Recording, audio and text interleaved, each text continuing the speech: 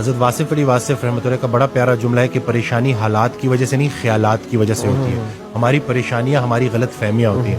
ہم نے غلط پیمانے بنا لیے خوش نصیبی بد نصیبی کامیابی اور ناکامی کے.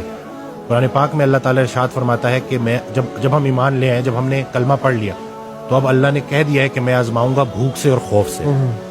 خطرناک بھوک کون سی ہے کہ خواہش بھی اور پوری بھی نہ ہو رہی ہے.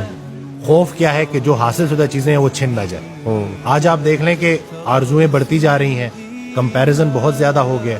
رسول اللہ صلی اللہ علیہ وسلم کی حدیث ہے کہ جب بھی دیکھو اپنے سے نیچے کو دیکھو, سر اٹھا کے اللہ سے کچھ مانگنے سے پہلے سر جھکا کے وہ ساری نعمتیں گن لو جو اللہ نے پہلے سے دی ہوئی ہیں. اینگزائٹی وسوسوں کی نیگیٹو تھاٹس کی بیماری ہے, یا ماضی کا پچھتاوا یا مستقبل کے اندیشے.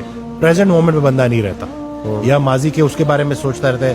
آدھے لوگ تو ماضی بدلنا چاہتے ہیں, دیکھیں کیا چاہتے ہیں.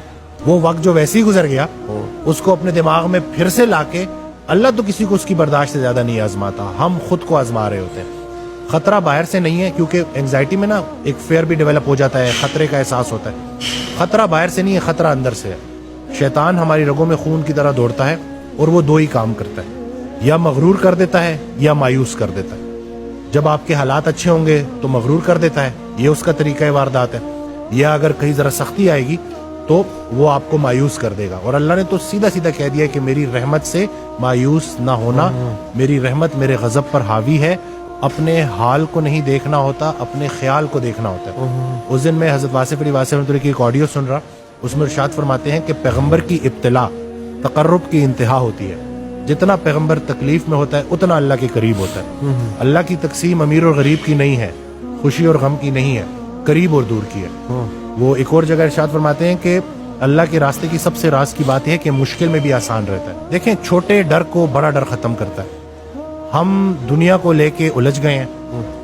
رسول اللہ صلی اللہ علیہ وسلم کی حدیث ہے کہ یہ دنیا جو ہے نا کافر کے لیے جنت ہے اور مومن کے لیے قید خانہ ہے. ہم نے جو ہمارا مضمون تھا نا وہ ڈپارچر کا تھا, ہم ارائیول کو لے کے بیٹھ گئے اور یہاں سے نکلنا ہی نہیں چاہتے. قید خانے کی سب سے بڑی نشانی یہ ہوتی ہے کہ جب بھی انسان اس سے نکلے تو خوشی خوشی نکلے. تو فضل یہ نہیں ہے کہ انسان موت سے بچ جائے, فضل یہ کہ موت آسان ہو جائے. جو زندگی اللہ نے رکھی ہے آسانی کے ساتھ, اللہ کی ذکر کے ساتھ, رسول اللہ صلی اللہ علیہ وسلم کی محبت کے ساتھ اور انسان کی خدمت کے ساتھ گزرے. یہ جو ہم آرٹیفیشل ہو گئے نا, مصنوعی ہو گئے, کہ جیسے ابھی آپ نے بڑی پیاری بات کی کہ آدھا مسئلہ تو سننے سے حل ہو جاتا ہے. ہم سفر ہم خیال ہو جائے تو منزل آسان ہو جاتی. اکثر آپ ہاسٹل لائف سے مجھے یاد آتا ہے کہ آپ لیٹے ہوئے ہو اور آپ نے کوئی ضروری جو ہے چیزیں لینے جانا ہے, اور آپ کہتے ہو کہ دوست کو کہتے ہو کہ یار میں نے بازار تک جانا ہے لیکن بڑا تھکا ہوں, اور وہ ایک دم سے کہتے ہیں کہ چل یار میں بھی تیرے ساتھ چلتا ہوں. وہ بس اتنا کہہ دینا کہ چل یار میں بھی تیرے ساتھ چلتا ہوں, تو پتہ نہیں کہاں سے ہمت آ جاتی ہے. تو ہم انسان جو ہے نا انسانوں کے لیے بنے ہیں, انسانوں کی خدمت کے لیے بنے ہیں. ہم ایک مطلب لوگوں نے کیا کیا ہے, لوگوں نے انسانوں کو رد کر کے ان مشینوں کا سہارا لیا. جم کو میں اسی لیے بھی ریکمینڈ کرتا ہوں کہ جم میں ایک سوشل سپورٹ بن جاتی ہے, ایک جم کا اپنا انوائرمنٹ ہوتا ہے, آپ ریگولر بیسس پہ آ رہے ہوتے ہو, سلام دعا بھی لوگوں سے ہو رہی ہوتی ہے, مرر میں آپ کو جو ہے ریزلٹس بھی نظر آ رہے ہوتے ہیں. تو یہ اس وجہ سے نا وہ ایک سپورٹ مل جاتا ہے ان اینگزائٹی ڈپریشن کے پیشنٹس کو, کہ جو گھر میں ایک جگہ ایک کونے میں بیٹھے ہوئے ہیں, اور اب وہ جو تنہائی ہے نا وہ ان کے لیے سب سے خطرناک ثابت ہو رہی ہے, کیونکہ اب جو ایک فارغ بندہ ہے وہ جو ہے شیطان کے پورے کنٹرول میں ہوتا ہے, اور وہ پھر ان تھاٹ سے نکل نہیں پاتا. سب سے بڑی ایڈکشن جو ہے نا وہ نیگیٹو تھاٹس کی ہے. اینگزائٹی ڈپریشن جس نے گزارا ہو اس سے پوچھیں کہ یہ کس حد تک خطرناک ہوتی ہے. ایکسرسائز کچھ ہارمونلی بھی چیزیں چینج کرتی ہے, یہ بھی میں بتا دوں. ایکسرسائز ہوپ مالیکیول ریلیز کرتی ہے. جب ہم مسلس کو کانٹریکٹ کرتے ہیں تو ہوپ مالیکیول ریلیز ہوتا ہے جس کے اینٹی اینگزائٹی اور اینٹی ڈپریسنٹ افیکٹس ہیں.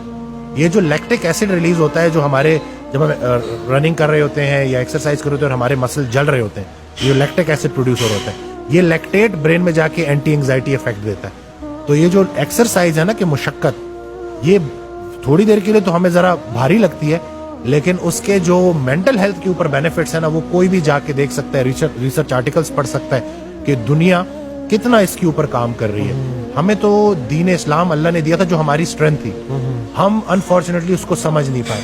قرآن ہم نے ترجمے سے نہیں پڑھا, اور ہماری شاید وہ پرائرٹیز ہی چینج ہو گئی ہیں کہ ہم جو اصلی خوشی ہے نا اس کو نہیں محسوس کر پاتے, اور ہم نے بے جان چیزوں میں اپنی جان اٹکائی ہوئی ہے. اس لیے بیماریاں اور یہ پریشانیاں آ گئی. جتنا آپ اللہ کے قریب ہوگے اتنا آپ انسانوں کے قریب ہوگے. بلکہ حضرت واصف علی واصف رحمۃ اللہ کی ایک آڈیو میں نا بڑی انہوں نے پیاری بات کی کہ جب بھی رات کو سونا, اللہ نے تمہیں کسی مقصد سے بھیجا, بے مقصد نہیں بھیجا.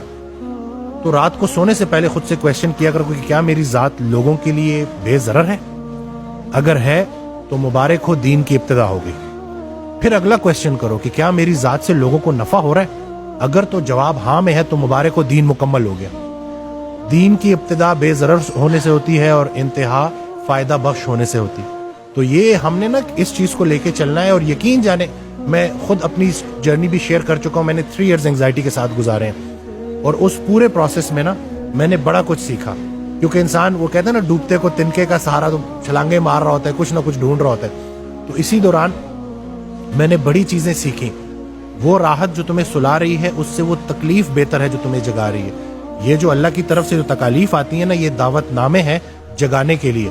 کہ اے میرے بندے جاگ, کہیں زیادہ آرام پسند تو نہیں ہو گیا, کہیں زیادہ کمفرٹ میں تو نہیں چلا گیا, کہیں آس پاس دیکھ رہے یہ جو پڑوسیوں کے حقوق کے اوپر صحابہ سمجھتے کہ شاید جائیداد میں بھی ان کو حصہ نہ دے دیا جائے. تو یہ پورا اسلام جو ہے نا, یہ پورا کا پورا آپ کے پاس آپ کی پرابلمز کا حل ہے. لیکن ہم اس اسلام کو سمجھے نہیں ہیں. اکثر آج کل یہ سو کالڈ ذرا یہ جو کچھ لوگ ہیں وہ کہتے ہیں کہ کیسے آپ ایک بیماری کو اسلام سے ریلیٹ کر رہے ہیں. کیا اسلام آپ کو کمپیشنیٹ ہونا نہیں سکھاتا؟ کیا اسلام آپ کو ایمپتھی نہیں سکھاتا؟